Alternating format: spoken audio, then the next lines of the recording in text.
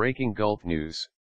Lisbon, winning the vote of the cooks and waiters dishing out succulent grilled fish and spicy chicken at Portugal's restaurants could make all the difference in the country's tight October 4th election. The restaurant sector is a huge provider of jobs in this food-worshipping southern European nation. It was also among the hardest hit by austerity imposed by centre-right Premier Pedro Passos Coelho as part of efforts to shake off the sovereign debt crisis that also afflicted Spain, Greece, and Cyprus. Thousands of eateries went broke amid the largest tax hikes in living memory as many recession-hit Portuguese were forced to do the unthinkable and forego eating meals out. So with opposition socialists pledging to reverse the tax hikes, the mood behind the serving hatch will be a key test of whether Portuguese are ready to complete the austerity cure. The VAT increase was the last straw for many businesses. Jorge Costa, who runs the traditional Literia Anunciada restaurant in central Lisbon, said of a 2012 hike in value-added sales tax to 23% from 13%, which Passos Coelho's government said was needed to plug a soaring budget deficit. From one moment to the next we were without clients. In a painful overhaul of business practices, Costa scraped through the crisis by firing 3 of his 5 staff, leaving just himself and his cook and adapting his menus to put the emphasis more on quality. Others were also downsizing. The result was the loss of some 30,000 restaurant jobs, a 20% fall in Indiana sales between 2008 and 2013, and the closure of 10,000 restaurants, just under 12% of the country's total of 74,660 establishments. That mirrored the fate of the wider economy, which shrank 8% over the same period, while unemployment leapt to around 12% now from under 8% in 2008. National debt has doubled to hit 130% of output last year. With an economic recovery finally taking root in 2014 and accelerating now, Passos Coelho wants to convince voters that a vote for him is a bet on stability that will allow investment to take off and generate more growth. Debt is due to fall to a still colossal 125% of output by the end of the year. But with polls showing Pedro Passos Coelho's coalition stuck in a dead heat with his socialist challenger Antonio Costa, the jury is still clearly out.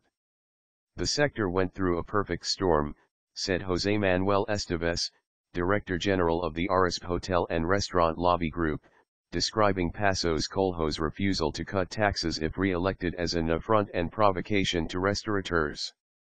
Passos Coelho argues the tax revenues will help reduce Portugal's deficit and national debt pile, thus reassuring investors.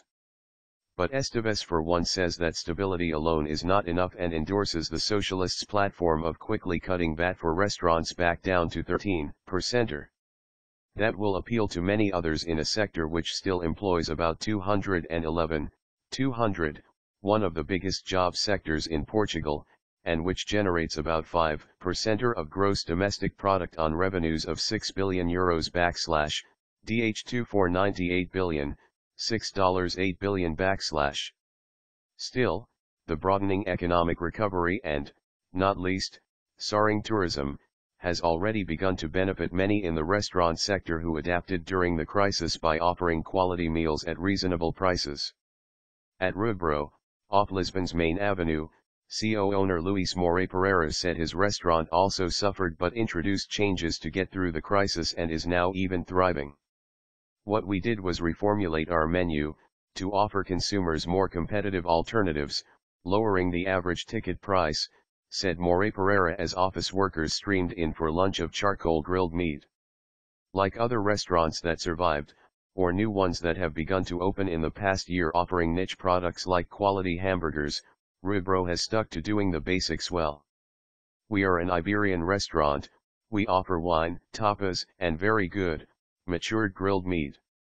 I think the key to our success is the simplicity and quality of the ingredients at very good value, Moura Pereira said. He declined to say which he would vote on October 4th.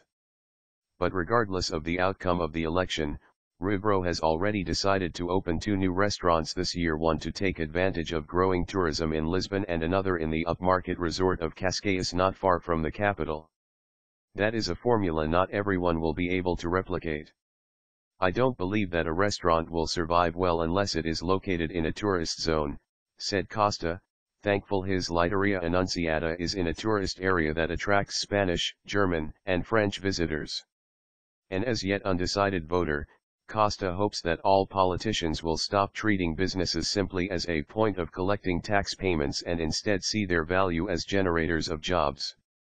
Such frustration with Portugal's leadership is common, with many, especially those not in a lucrative tourist spot, doubting any politician will really make a difference.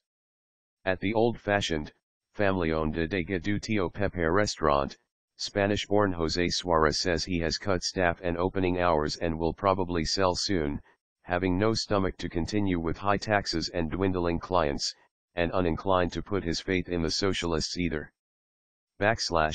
Antonio Costa talks and talks, and I don't know if the Prime Minister, Passos Coelho, is any good or bad, he said. Reuters.